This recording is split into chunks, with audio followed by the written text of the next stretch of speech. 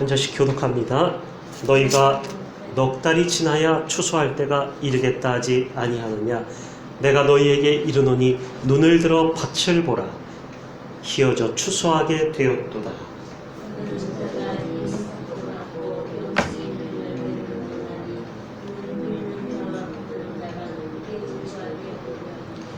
그런즉 한 사람이 심고 다른 사람이 거둔다 하는 말이 옳도다.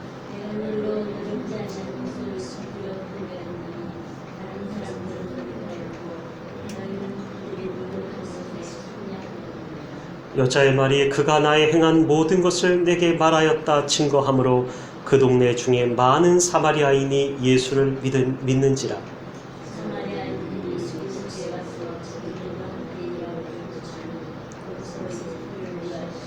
예수의 말씀을 인하여 믿는 자가 더욱 많아 그 여자에게 말하되 이제 우리가 믿는 것은 내 말을 인함이 아니니 이는 우리가 친히 듣고 그가 참으로 세상의 구주신 줄 알미니라 하였더라.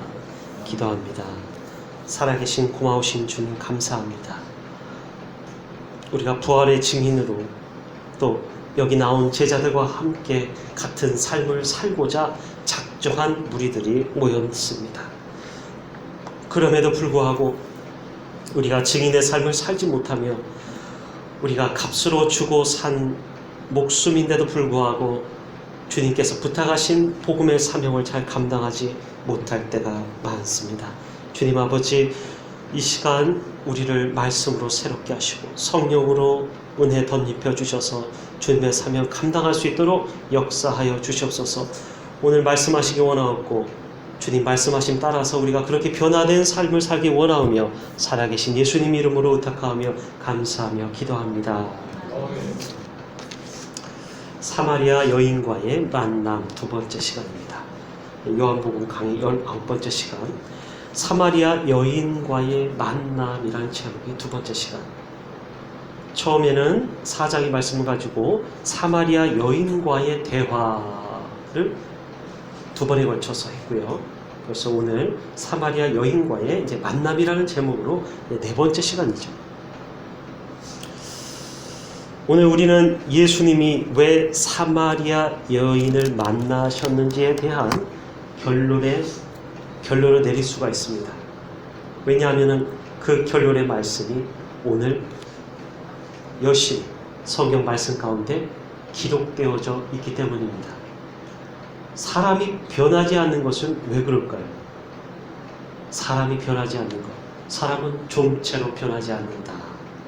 그것이 이번 성경학교 때 제목이었어요. 설교 말씀의 제목. 나는 사람은 그러니까 누구에게 배우는가. 제목은 좀 달랐는데 근데 거기에서 주제는 사람은 좀채로 변하지를 않는다. 그래서 3살 버릇 80까지 간다. 그 80이 뭐냐 그랬더니 80이요 딱 알아맞히더래. 초등학교 2학년짜리. 어떻게 알아요? 교육을 통해서. 그럼 사람은 누구에게 배우는가? 사람은 무엇을 통하여서 변화되는가? 무엇을 통하여서 변화됩니까? 사람이 사람을 잡는다고, 잔소리한다고, 꾸짖는다고 사람은 변하지를 않죠. 제가 이삿짐이 많아서 이사를 해놓고도 지금 책 정리가 안 돼서 인천에 계신 목사님 한 분을 불러가지고 밤 10시까지 이제 책을 정리하다가 지쳐서 이제 갔어요. 그런데 갑자기 전화가 걸려옵니다. 아이가 3명 있는데 큰아이 때문에 자기 교회로 엄마랑 아이 둘을 피신했다라는 거예요. 아, 무슨 사건인지. 알고 보니까 중학교 1학년짜리가 자기 책상에 있는 유리를 와장창 다 깼대요. 그때 가장 무서운 벌이 엄마가 그 자리를 피하는 거라는 거예요. 그래서 저희하고는 반대다 하자 그랬어요. 여기는 우리 집이지 여기는 엄마 아빠 집이다 라는 거예요. 그리고 결코 집을 떠나는 법이 없어요. 아이가 집을 안 들어오면 안 들어올까. 그런데 그 집은 또 반대더라고요. 엄마가 아이가 있었던 집을, 같이 살던 집을 잠깐 떠나는 것이에요. 근데 그 아이는 그것에 대해서 굉장히 엄마가 자기를 놓고 떠날까봐 굉장히 겁을 먹는데요. 어쨌든 이제 목사님이신 그 형님한테 오늘 12시까지 하지 마시고 새벽 예배도 하셔야 되고 사건이 일어났으니까 얼른 가셔서 근데 아이를 어떻게 하십니까? 라고 짧은 대화를 나눴죠. 초등학교 때까지는 저도 회초리를 들었습니다. 그런데 중학생이 되어서 더 이상 회초리는 폭력이라는 생각이 들더라고요. 아이가 이제 컸어요. 그 목사님 역시도 그 가정에서 아이가 말을 안 들을 때 중학생이 되어서는 더 이상의 회초리를 들지 않는다라는 얘기를 들었습니다. 그럼 뭘로 합니까? 그랬더니 대화를 통해서 한다는 것이에요. 과연 사람은 무엇을 통하여서 변할 수가 있겠는가라고 질문을 던졌습니다. 성경학교 때 말하기를 사람은 교육을 통하여서 변한다라는 것이에요. 아까 3살 버릇 80까지 간다. 사람은 중간에 좀채로 변하지를 않아요. 근데 어릴 때의 교육이 효과를 발휘해서 어리면 어릴수록 그 교육이 인이 박히듯이 그 사람을 좌지우지하게 된다. 그 사람 자체가 됩니다. 그런데 나이가 점차 들고 청소년이 되고 대학생이 되고 성인이 되어서 하는 행동은 좀채로 변하지 않아서 여든까지 간다는 거예요. 언제까지 가요? 그 얘기는 곧 내가 육신을 못 쓰게 될 때까지 간다는 거예요. 내가 육신을 못 쓰게 될 때까지. 교육이란 건 무엇입니까? 또 다른 말로 습관이에요. 계속적으로 내가 배워온 것을 가지고서 내가 살아온 모습, 모양대로 우리 인간은 살아가게 돼 있다는 것이야. 자, 두 번째 변화할 수 있는 건 뭡니까? 우리가 잘 알고 있다시피 하나님의 말씀이라는 것이죠. 이 하나님의 말씀 역시도 대단히 인간을 지으신 하나님께서 하나님의 말씀하심으로 말미암아 인간은 변할 수 있다는 것이에요. 그러나 이것은 세상 교육과 다른 점은요, 세상 교육은 어릴 때 교육, 조기 교육이 중요합니다. 그런데 하나님의 말씀은 나이가 들어서도 영향력이 있다는 사실이에요. 영향력을 발휘한다는 사실이에요. 그러려면 뭐가 있어야 될까요? 여기서 부가적으로 어떤 게 있어야 돼요? 하나님의 말씀만 있어서 될까요? 아니요. 쉽게 말하면 감동이 있어야 돼요. 다시 더 쉽게 얘기해 볼까요? 은혜 받으셔야 됩니다. 할렐루야. 내가 안 변하는 거 왜 그런 줄 아세요? 은혜를 못 받았어요. 내가 왜 이 모양 이 꼴로 사는 줄 아세요? 은혜를 못 받았어요. 은혜를 받으면 사람이 변하고 가정이 변하고 가족 전부가 변하고 그렇게 말 안 듣던 아이들도 변하고 고집불통이던 남편, 아내, 일가 친척이 변하기 시작해요. 그것이 바로 은혜예요. 그것이 바로 하나님의 말씀이며 하나님의 사랑이며 은혜라는 것이 바로 오늘 그 부분이 오늘 말씀에도 나옵니다. 오늘 그래서 우리는 예수님이 왜 사마리아 여인을 만나셨는지에 대한 결론을 보실 수가 있다고 말씀을 드렸습니다. 매우 분명하게 이것은 열매로 드러나고 있기 때문이에요. 어떤 열매요? 전도의 열매, 복음의 열매로 드러난다는 것이. 잘못된 씨앗을 뿌리면 어떤 게 나옵니까? 잘못된 것이 나와요. 뿌리지 않은 것만 못할 수 있습니다. 하지만 좋은 씨앗, 건강한 씨앗, 바른 씨앗을 뿌리면 좋은 열매, 선한 열매, 착한 열매, 풍성한 열매를 맺게 된다는 것이에요. 그래서 사람은 누군가에게 배우고 누군가에게 영향을 받게 된 그 교육이 그 사람의 인생 전체를 좌우한다는 거예요. 그러면 학교를 못 다니거나 일제시대 때 태어나시거나 6.25 전쟁 그 동란에 태어난 분들은 어떻게 됩니까? 다행스럽게도 하나님의 말씀은 그러한 지식의 길고 짧음과는 관계없이 하나님의 말씀이 온 사람들에게 전부 영향을 줄 수 있다라는 것이. 그래서 좋은 열매, 풍성한 열매, 착한 열매, 선한 열매, 맺을 수 있더라는 것이죠. 그것이 성경에 나타난 하나님도 기대하시는 질서요. 그것이 바로 원리라는 것이. 예레미야 2장 21절에 찾지 않습니다. 뭐라고 하십니까? 내가 너를 순전한 참 종자, 순전한 참 씨야 종자, 좋은 포도나무로 심었거늘. 그런데 네가 어찌 내게 대하여 이방 악한 가지가 되면 어찌느냐? 이 말씀 상당히 찔림이 있는 말씀이에요. 하나님은 우리 인간에게 좋은 포도나무로 착하고 선하고 풍성한 열매를 맺을 수 있는 가능성을 전부 다 주셨다는 것이에요.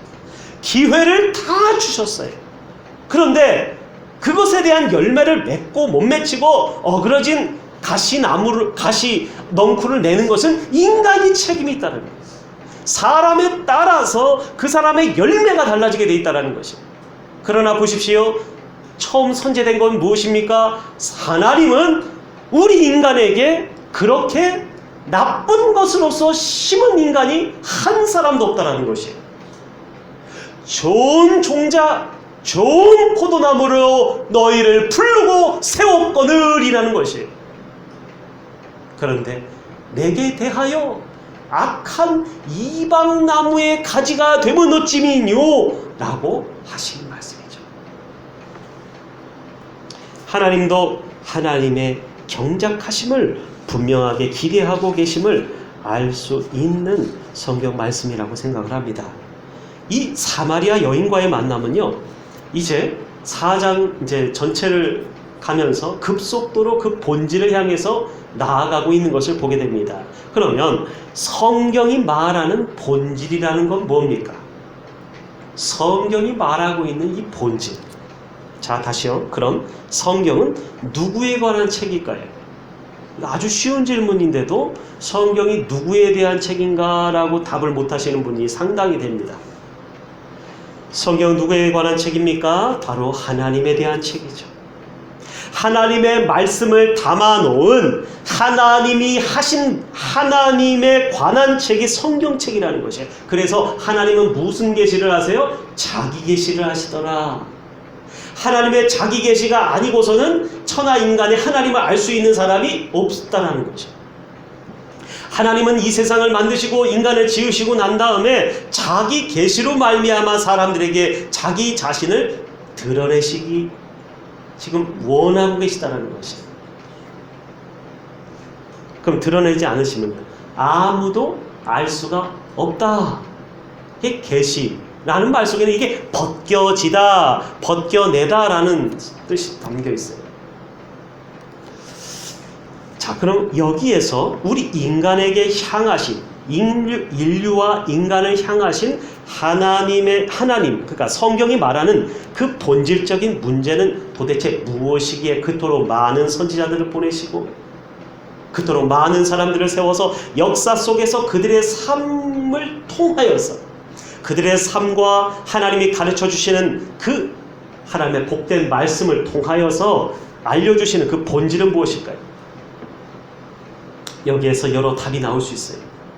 하나님이 선지자들을 통하여서 성경 66권을 통하여서 하나님 말씀하시는 그 본질, 그 도대체 무엇에 대한 본질을 얘기하고 계시냐 그거예요. 여러 답이 나올 수 있어요. 그러나 저는 한 문장으로 한번 생각을 해봅니다. 이렇게 말할 수가 있겠어요. 하나님은 하나님이시고 사람은 사람이다. 본질적인 질문에 대한 대답은 우리다 그거예요. 사람은 사람이다 그거예요. 그리고 사람과는 달리 하나님의 자기 계시를 통하여서 하나님은 하나님이십니다 라는 것이에요. 그것을 알려주고 계시다라는 거예요. 본질은요, 우리가 사람이고 인간과 천지를 만드신 하나님이 살아계시다는 것이 성경이 말하고자 하는 본질이라고 생각합니다. 그리고 하나가 더 있어요. 성경이 말하고자 하는 본질적인 문제는 바로 우리 인간인 우리는 구원을 받아야 됩니다라는 것이에요. 성경이 말합니다. 인간은 구원을 받아야 할 존재다라는 거예요. 구원이라는 건 뭐예요? 건져 올림 받다라는 거예요. 모세의 이릅들과 같이 물에서 건져 올림 받은 자, 건져낸 자다 그거예요. 우리는 이 구원이 한 사람도 필요 없는 사람은 없고, 천하 모든 인간은 이 구원을 필요로 한다 그거예요. 이것이 우리에게는 하나님이 필요하다라는 말씀을 또한 하고 계시다라는 것이죠. 누가 필요하다고요? 우리 인간에게는 하나님이 필요한 것이다. 바로 사마리아 여인과의 대화와 만남을 통해 성경은 매우 중요한 본질적인 부분을 우리에게 알려주고 들려주고 있다는 것입니다. 35절의 말씀에 4장 35절 뭐라고 합니까? 넉 달이 지나야 너희가 추수할 때가 이르겠다고 하지 아니하느냐? 이 말은 다른 말이 아니라 사마리아 사람들이 늘 외치던 얘기였다는 것이에요. 일상생활 속에서 잘 쓰는 말이었어요. 그리고 예수님 말씀하시죠. 내가 너희에게 이르노니 눈을 들어 밭을 보라 희어져 추수하게 되었도다. 다시요. 내가 너희에게 이른다. 눈을 들어 밭을 보라 희어져 추수하게 되었구나. 저는 여기서 왜 예수님이 희어져 추수하게 되었도다 라고 말씀하셨는지에 대해서 시기적인 때와 연관지어서 생각하고자 합니다. 곡식은요, 절대로 열매가 익어 추수할 때가 되면 더 진한 색상을 내죠. 물론 처음에는 파릇파릇한 연한 녹색 잎도 나오고, 제가 농사를 안 지어봐서 어쨌든 여기 남양주에 들어가서 이제 시골을 좀 경험했는데요. 아주 시골이죠. 시골 들어갔더니 아주 시골이에요. 했더니 참 사람들이 느긋느긋해요.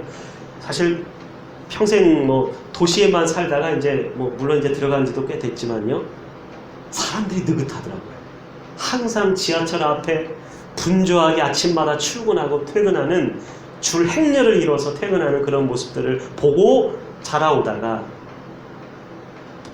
그쪽에 이제 경기도권에 가니까는 사람들이 느긋해요. 그 다음에 밭이 있어요. 밭이 있고 특징이 뭐냐? 산과 강이 있더라고요. 산과 강이 있어요.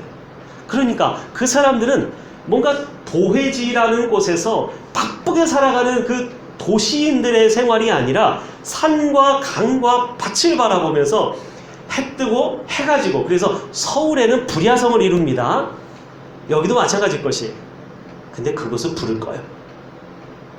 저녁에 8시 지나면은 식당도 사람이 없고, 우리 동네는 사람들이 잘 다니지가 않아요. 하나님이 불을 끄니까 이 사람들도 자려고 불을 끄는 거예요. 그런 점들이 달랐어요. 자, 그런데요, 이제 아까 그래서 처음에 파릇파릇하다 그랬어요. 근데 추수할 때가 되면 더욱더 곡식이 익어서 색깔이 진해지는 것이지, 희어지는 곡식 보셨어요? 저는 목화솜이라는 거 빼고는, 누에꽃이? 누에? 그런 거 빼고는 희어지는 열매, 희어지는 곡식 보지 못했습니다. 모두 다 진한 색상을 띠는 것이죠. 그러면 왜 예수님께서는 희어졌다라는 표현을 쓰신 걸까요? 이것은 희어졌다라는 그 색상은 생각해보면 싱그러워요? 안 싱그러웁니까? 그렇지 않죠. 싱그러운 게 아니라 싱그럽지 않은 색상이에요. 샛노란 나뭇잎을 모아다가 책 사이에 꽂아놓고 그 다음에 몇 년이 흘러보세요. 그럼 어떻게 됩니까? 이게 막 기화되듯이 그 안에 색깔과 여러 가지들이 다 빠져나가요. 공기중으로 산화되듯이. 그래놓고 남는 건 뭐예요? 허연 이파리만 남아요. 이렇게 조직 세포처럼 이렇게 뼈대만 남아요. 나뭇잎의 뼈대만. 하얗게 모든 색이 빠져있는 것을 우리가 보게 됩니다. 사람을 생각해보면 사람의 머리카락 역시도 태어날 때는 우리나라 사람들은 이제 동양인들은 검게 태어나죠.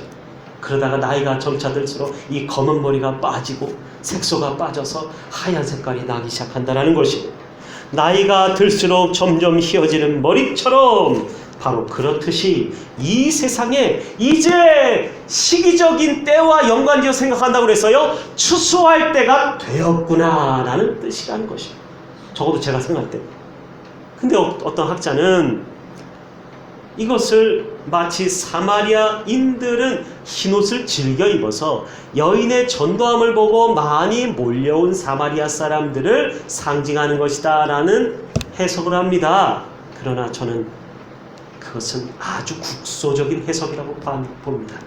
왜냐하면 복음의 말씀, 여기 중요한 하나님의 말씀 가운데 요한복음 4장의 말씀을 듣고 읽는 자, 바로 복음의 말씀을 듣는 자 누구예요? 사마리아 사람들만이 아니었어요. 이집트 사람들만이 아니었어요. 이스라엘 유대인들만이 아니었어요. 누굽니까? 바로 전 세계에 퍼져 있는 수많은 전체의 인구들, 전체 인류를 향하여서 하나님의 말씀하심으로 말미암아 이제 휘어져 밭을 보라 추수할 때가 되었도다라고 하신 거죠. 비유적인 설명이라는 거예요. 세상의 끝이 온다, 아니 이미 왔다라는 것이에요. 원래 이제 우리가 요한 계시록 강의를 하다 보면은 이제 앞에 서두에 이제 계시라는 말 속에 이미 예수님이 오고 나서부터는 종말의 때가 왔도다라는 것이, 그게 올바른 해석인 것이에요. 저는 이제 배웠죠. 계시록 강의들을 통하여서 이제 배운 바인데, 이미 예수님이 오신 다음부터는 종말의 때가 왔다는 것이에요. 그래서 우리가 말세다 말세 이런 것. 근데 그 얘기가 벌써 제가 어릴 때, 벌써 한 25년 전 정도, 그때 아마 TV에서 개그맨들이 말세다 말세야 이 말을 참 자주 썼어요. 그러면 말세란 건 뭐예요? 예수님의 오시고 난 다음에, 부활하시고 난 다음에 그때로부터 시작해서 지금 전체 인간의 역사가, 인류의 역사가 다 말세라는 것이에요. 주님의 때가 왔다. 주님의 때가 오고도 아마 넘었다. 그들은 기다렸어요. 씨를 뿌렸다고 하여서 열매, 추수에 대한 비유를 우리가 예수님께서 지금 오늘 설명하시지 않습니까? 기다려야 된다는 거예요. 금방 추수할 수 있는 거 있어요? 씨를 뿌렸는데 금방 열매가 맺힙니까? 하나도 없어요. 씨를 뿌렸다고 하여 금방 거두는 열매는 없듯이 그들은 경작하는 수고를 했었어야 했다라는 것이죠. 여기 성경에 노력으로 표현된 부분들이 지금 몇 군데 나옵니다. 오늘 본문에서. 거기 보면 노력으로 표현된 말은 헬라어의 코피아노라는 말이에요. 코피아오. 코피나오 아닙니다. 이거 뭐 노력한다고 해서 내가 코피나오 이렇게. 이게 아니라 코피아오인데 이 말 속에 담긴 뜻이 중요합니다. 왜냐하면요, 우리 인간이 노력을 하는데 그냥 정말 이 복음을 전하려고 씨를 뿌리고 열매를 맺기까지 내가 노력했어. 노력이 가상해. 이 정도의 노력을 말하는 것이 아니라 농부가 열매를 추수하기 위해서 얼마만큼의 노력을 하는가? 온 힘을 다해 내게 주어진 인생의 시간을 다 소비하여서, 코피아오의 헬라어의 뜻 가운데서는 이렇게 내 인생에 주어진 모든 에너지와 정열과 힘을 다 쏟아서 어떻게 합니까? 기진맥진할 때까지 힘을 쏟았다라는 뜻이 담겨져 있다는 거예요. 물론 이 부분을 가지고서 교회라는 곳을 생각을 해볼 때는요, 교회 어떻습니까? 씨를 뿌립니다. 복음의 씨앗을 뿌립니다. 외칩니다. 전도합니다. 그런데 열매 맺혀져요? 안 맺혀져요? 잘 쉽게 안 맺혀지죠. 근데 오늘 이게 지금 오늘 여기서 말씀이 끝날 게 아니라 다음번으로 이어져야 되는데요, 오늘 다 못하고 여기 두 가지가 나타납니다. 복음의 씨앗을 뿌려서 곧바로 열매가 안 맺혀지죠. 그런데 오늘 예수님께서는 사마리아 여인과 만났어요. 근데 신기하게도 열매가 곧바로 맺혀집니다. 오늘 다 못 본다고 그랬어요. 근데 대체적으로는 바로 회개하고, 왜 이제 오셨습니까? 왜 복음의 말씀을 나에게 이제 들려줍니까? 이런 사람이 있어요, 없어요? 잘 못 만납니다. 물론 어디 선교지에 가서 그런 간증 들어봤어요. 어느 선교사님이 오지에 가가지고 그 마을 사람들에게 어느 한 노파인 여인에게 복음을 전하자 무릎을 꿇고 세례를, 기도를 받으려고 하면서 왜 이제 오셨습니까? 라고 하면서 아주 주저앉아 펑펑 선교사님의 두 다리를 붙잡고 울더라는 것이에요. 기다리는 자에게는 그 복음의 그 전진성이 급속도로 들어간다는 거예요. 열매가 시간이 지체할 시간도 없이 아주 급속도로 맞아들이게 된다는 거예요. 왜 이제 오셨습니까? 그래서 교회가 성장하기 위해서는 누군가가 시작하는 사람이 있어야 되죠. 시작하는 성도들이 있을 수 있어요. 그리고 있어야 해요. 그리고 씨를 뿌리되 울며 나가서 수고하고 씨를 뿌리는 그 수고가 있게 된다는 것이 따르게 되어 있어요. 이 수고에는요, 자신의 가진 물질적인 헌신, 인생과 시간과 모든 에너지를 쏟아붓는 수고가 교회를 세우는 데 있어서는 따라가게 되어 있어요.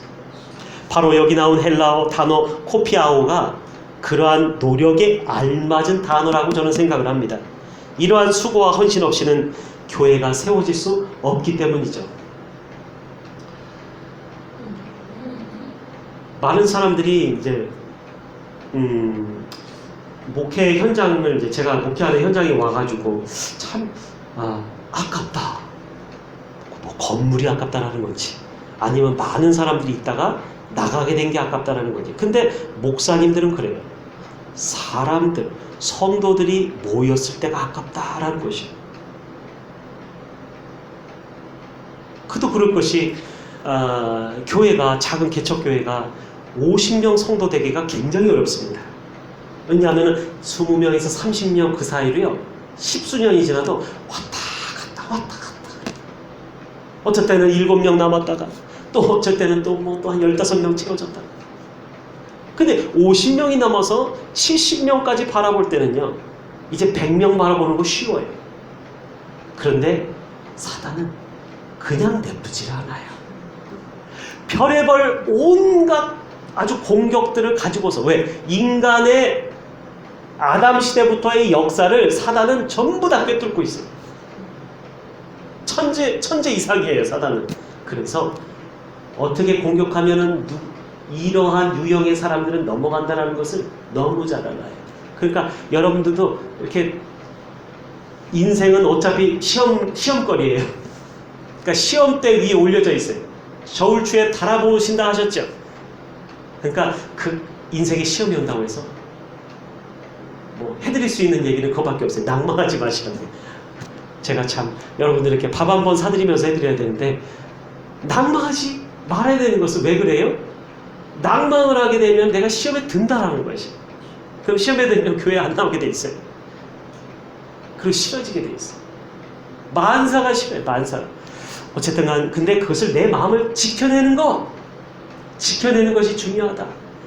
그리고 신앙의 굵은 연륜을 갖고 계신 분들은요, 어쨌든 입을 꾹 다물고 내적으로 그것을 소화하려고 노력한다라는 것을 저는 과거 많은 우리 성도님들을 보면서 볼 수 있었습니다. 그래서 교회는 이렇게 수고하는 사람들을 통하여서 이 땅에 하나님의 나라가 세워지게 된다라는 것이죠. 그리고 하나님의 아름다운 가정을 또한 노력 없이는 만들 수가 없다라는 것입니다. 이 땅에 교회와 가정이란 두 기관이 존재해요. 기관이라고 해서 좀 그렇지만 공동체의 기관이 존재해요. 하나님이 만드셨어요. 가정도 하나님 만드세요. 교회도 하나님 만드세요. 다른 것은 인간이 만들었어요. 법인 단체며 뭐며 사단법인이며. 그런데 성경은 하나님의 이 노력에 있어서 하나님의 공로를 인간의 노력보다, 아까 내가 기진맥진하여 힘을 다 쏟을 때까지 하는 노력을 의미한다라고 말씀드렸죠. 여기 나온 노력은. 그런데 인간의 노력을 치하하고 공로를 인정해주고 상을 받겠다. 자, 그게 복음이에요, 안 복음이에요? 그건 복음이 아니에요. 상 주시겠다라는 것은 복음이 아닌 것이에요. 물론 기쁜 소식이긴 합니다. 근데 구원 못 받으면 상 받아야 못 받아요? 구원 못 받으면 상도 없어요. 불쌍하게도. 천국에 가야, 구원 티켓 얻어야 받을 수 있는 게 상급이죠. 그죠?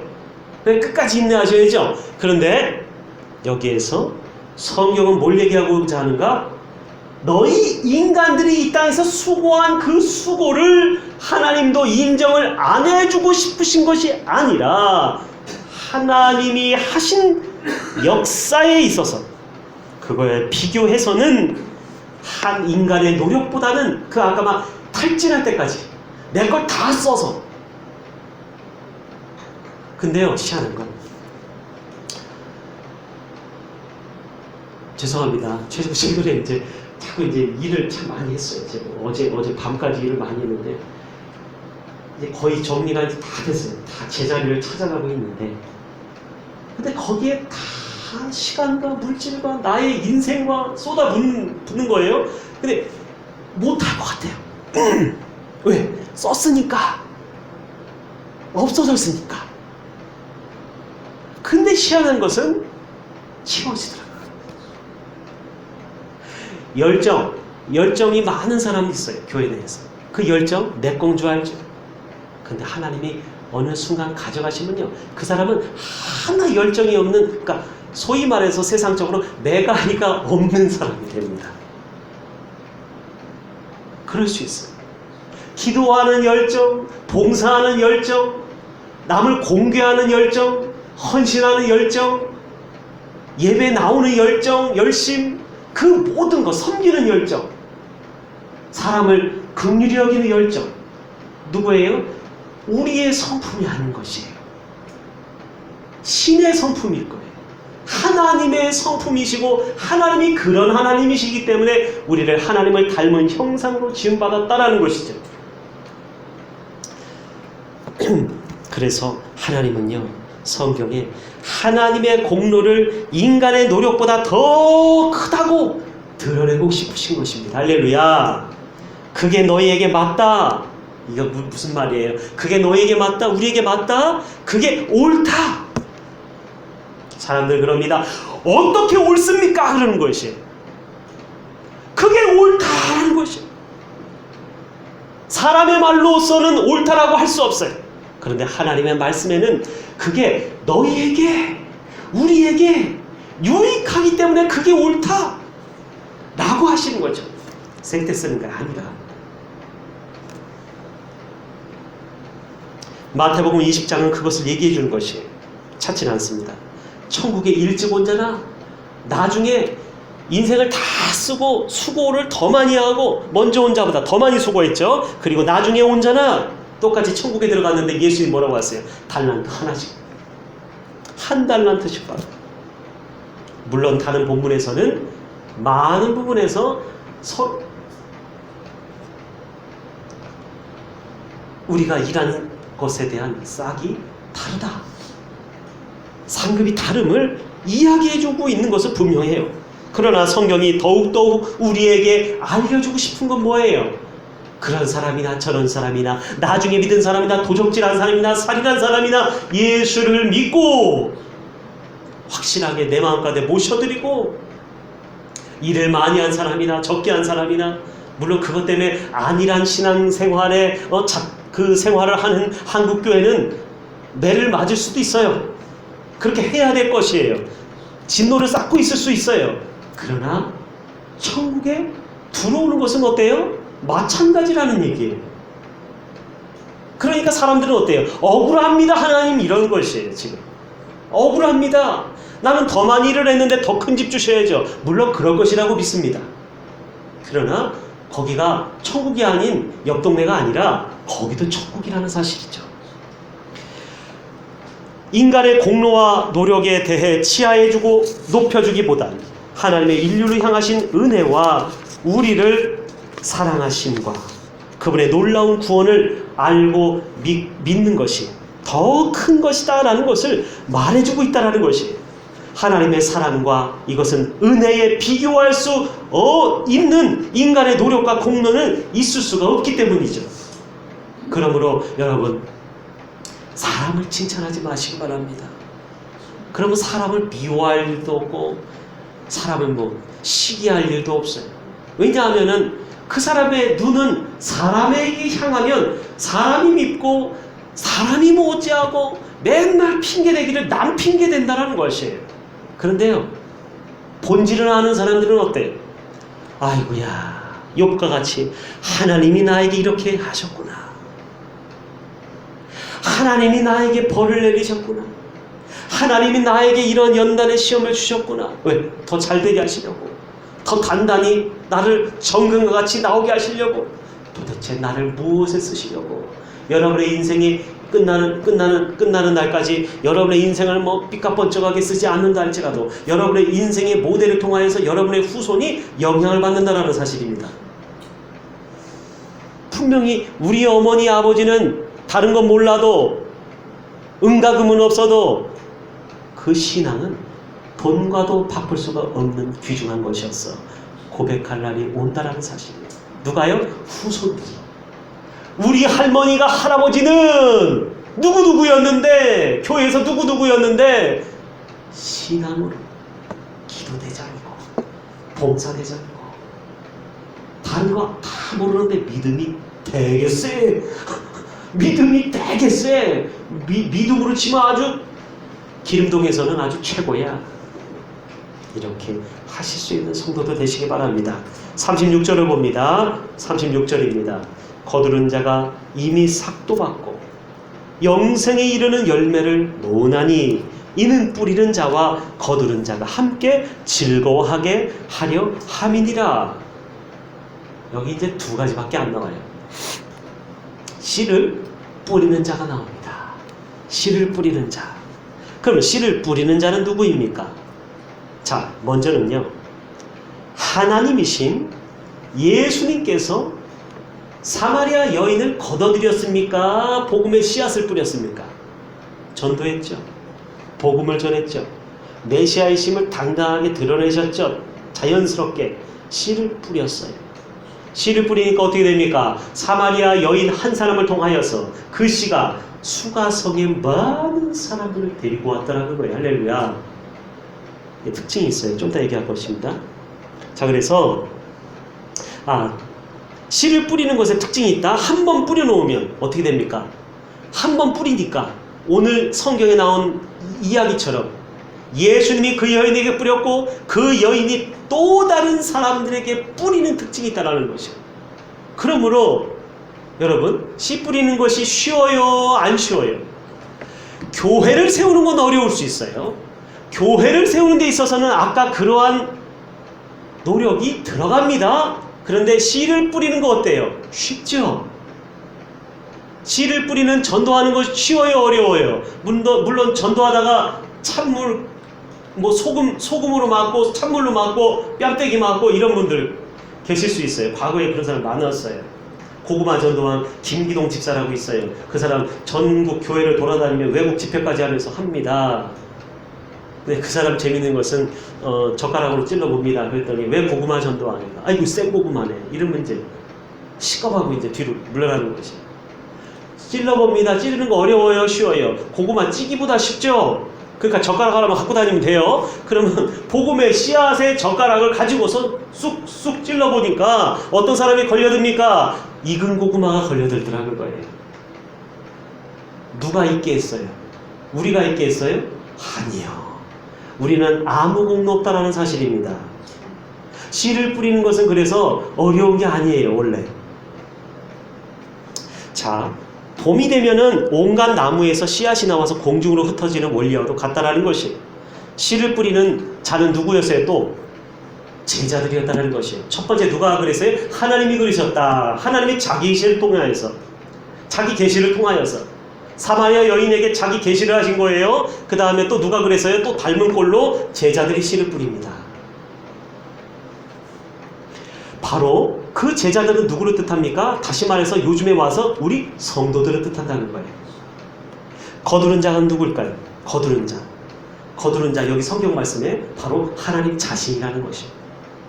하나님 자신이다. 자, 하지만 교회로 치면 이 말씀 또 달라집니다. 해석이 달라져요. 거두는 자는 분명히 하나님 자신이라고 그랬어요. 열매를 맺히게 하는 분 누굽니까? 사람이 아니에요. 사람은 좀채로 안 바뀐다고 말씀드렸죠. 3살 버릇 8까지 간다고 그랬죠. 그러니까 사람이 사람 바꿀 수 있어요, 없어요? 잘 안 돼요. 그것도 어릴 때 배워야 될까 말까예요. 그런데 하나님의 말씀은 가능하다는 거예요. 하나님의 말씀은 나이가 들어도 가능해요. 불가능이 없어요. 왜 안 된다느냐? 능치 못한 것이 없느니라는 것이 하나님의 스타일이에요. 여러분, 하나님이 세상을 만든 스타일 보십니까? 능치 못한 게 없어요. 다 만들어내요. 하나님 뭘 하시면 다 아름답게 만들어내요. 이 꽃도 보십시오. 예전에 있었는데 다시 살아났잖아요. 똑같은 꽃이 있었는데 전에 죽은 줄 알았는데 다시. 이거 새거 아닙니까? 생화. 근데 새거 아니에요? 전에 아니에요? 아, 전에 있던 거예요? 네, 새거죠? 예. 근데 보세요. 죽었던 것 같은 게 똑같은 꽃이 지금 또 놓여져 있잖아요. 이게 몇 개월이 가더라고요. 그죠? 물만 주면 몇 개월 갑니다. 돼요, 안 돼요? 하나님은 원하시는 것을, 하나님의 마음에 흡족한 것을 다 만들어내실 수 있는 능치 못한 것이 없는 분이시다고 해요. 그래서 나이가 들건 뭐건 여호수아와 갈렙과 같이 능치 못한 게 없다라는 것이 바로 신앙이며 믿음인 것이에요. 거두는 자는 누군가? 바로 하나님 자신이다. 열매 맺게 하는 자는 누군가? 하나님이시다. 익은 고구마 되게 하는 분 누구신가? 사람이 아니라 그거예요. 물론 어머니 아버지의 교육을 통해서 가능합니다. 사람은 그래서 일가 친척 주변 사람들에게 영향을 받게 되어 있어요. 그런데 하나님이 그 사람 됨됨이에 대해서 만들어 가신다라는 것이에요. 그리고 예일교회로 세운 분들이 바로 뿌리는 자가 됩니다. 예일교회로 치면 예일교회를 세운 분들은 뿌리는 자예요. 그러면 거두는 자가 누굴까요? 바로 하나님이기도 하시면서 바로 지금 남겨진 여러분들이라는 거예요. 왜? 씨를 뿌렸으면 앞으로 열매가 맺을 건데 그 열매가 어떠한지 보셨어요? 못 보셨어요? 보고 있어요. 그런데 앞으로는요, 더 많은 열매를 보게 될 것입니다라는 거예요. 그러면 누가 열매를 맺게 됩니까? 후대에 남겨진 사람들, 교회의 성도들이, 후대 사람들이 그 열매를 보게 된다는 것이에요. 그것이 바로 여기 성경 말씀에 표현되기를 거두는 자라는 거예요. 하나님은 말씀하십니다. 교회에는 뿌리는 자와 거두는 자의 공로를 나누지 않고 있어요. 지금 보니까 어떻게 한다고요? 교회에는 뿌리는 자가 있고, 씨를 뿌리는 자가 있고, 울며 뿌리고 나가서 그렇게 노력한 자가 있고, 근데 거두는 자는 어때요? 오늘 성경 말씀에 참 이렇게 세부적으로 써 있어요. 왜 그런가? 너희는 공로 없다 그거예요. 누가요? 뿌리는 자는 공로가 있어요. 뿌리는 자는 온갖 것을 다 심었어요. 그런데 열매를 거두러 나간 자는 가서 주워오기만 하면 된다는 거예요. 누가 뿌렸어요? 그전 분들이 뿌린 것이에요. 그전 분들이 수고한 것이에요. 열매를 거두는 자는요, 그 수고를 너희가 하지 아니하였다. 그런데 성경 말씀에 뿌리는 자나 거두는 자가 일반이라 그거예요. 차별이 없이 하나님이 생각하신다 그거예요. 그걸 어떻게 말씀하시는가? 자, 교회에는 뿌리는 자와 거두는 자의 공로를 나누지 않는다. 하나며 같다. 거두는 분은 하나님이시라고 그랬어요. 그분은 이미 그에 대한 싹도 받으셨고 영생이 이르는 열매들을 모은다고 말씀하십니다. 복음의 뿌리는 우리 성도들이나 복음의 씨를 뿌리는 우리 성도들이나 또 거두시는 하나님이 같이 함께 기뻐하고 즐거워하려 한다고 말씀을 하고 계세요. 제가 이렇게 본문을 보면서 설교를 해야 되는데 다시요. 우리 30 7절 8절 말씀 한번 읽어봅니다. 시작. 그런즉 37절 8절 시작. 그런즉 한 사람이 심고 다른 사람이 거둔다 하는 말이 옳도다. 내가 너희로 노력지 아니한 것을 거두러 보내었노니 다른 사람들은 노력하였고 너희는 그들의 노력한 것에 참여하였느니라. 37절과 38절에 두 번이나 나옵니다. 자, 먼저 37절. 한 사람이 심고 다른 사람이 거둔다 하는 말이 옳도다. 거둔다가 뭐예요? 열매를 맺었다 그거예요. 근데 누가 그 환희를 봅니까? 씨를 뿌리러 나간 사람 봐요, 못 봐요? 뿌리러 나간 사람은 죽도록 일만 하고 고생합니다. 그지요? 근데 그게 잘못됐다 잘했다 하세요 안 하세요? 그런 말씀 하나도 없어요. 여기에. 그리고 열매를 거두러 보내었어요. 누가 보냅니까? 하나님이 보내는 것이. 그지요? 근데 인간적인 노력으로 치면 누가 상급이 커요? 뿌리는 자가. 그죠? 고생했으니까. 거둔 사람 뭐예요? 열매 맺은 사람 뭐예요? 네가 잘해서 그거 한 거 아니다. 그죠? 오늘 38절 봅니다. 38절에도 그렇게 합니다. 내가 너희로 노력지 아니한 것을 거두러 보내었노니 라는 것이. 다른 사람들 뿌리러 나간 사람들은 노력하였고 너희는 그렇지 않다. 너희는 오히려 그들의 노력한 것에 그러니까 참석만 했을 뿐이다 라는 것이. 그런데 교회는 어떻게 세워집니까? 뿌리는 자와 거두는 자 같이 세워지게 된다. 그 말씀 하시는 겁니다. 여기에 중요한 특징이 있습니다. 37절에 이 말씀 교회에 대입해 보면 뿌리는 자는 교회를 세운 분들이라고 말씀드렸어요. 그런데 다른 사람이 거둡니다. 38절에도 너희로 노력지 아니한 것을 거두러 보내었다고 말씀하셨어요. 이것은 뭡니까? 오늘 이제 여기에서 좀 결론을 짓겠는데, 아까 중간에도 말씀드렸다시피 하나님의 관점, 하나님이 우리 사람들에게 원하시는 건 뭘까요? 그것은 인간의 노력에 대한 공로에 대해서 치하해주고 이것은 개개인적으로 받으실 것이에요. 그러니까 걱정 안 하셔도 돼요. 걱정 붙들어 매셔요. 염려하지 마셔요. 왜? 하나님 살아계시고 하나님이 내가 일한 싹에 대한 것은 저희 집사람이 저를 부러워하는 한 가지, 오늘도 얘기하더라고요. 저보고 쿨하대요. 딴 때는 저보고 그렇지 않다고 뒤끝 있다고 얘기합니다. 그런데 저보고 쿨하대요. 어떻게 그렇게 많은 애를 쓴 교회를 기껏 지금 아무런 대가도 그렇게 받지 않고 그냥 남 주고 나올 수 있느냐 막 이랬어요. 그것도 2번씩이나. 근데 제가 그러죠. 이미 그건 지난 일이다. 왜? 내 인생의 앞에는 하나님이 설계해 놓으신 인생의 앞으로 하나님 나라에 기록될 수많은 일들이 지금 기다리고 있는데 내가 왜 과거에 있었던 어제 있었던 일을 바라보며 근심하며 괜히 한탄하며 걱정하며 이러고 있을 시간이 어디 있느냐. 나에게 당면된 놓여진 일들이 나에게는 이 이전의 일들보다 훨씬 크게 느껴진다.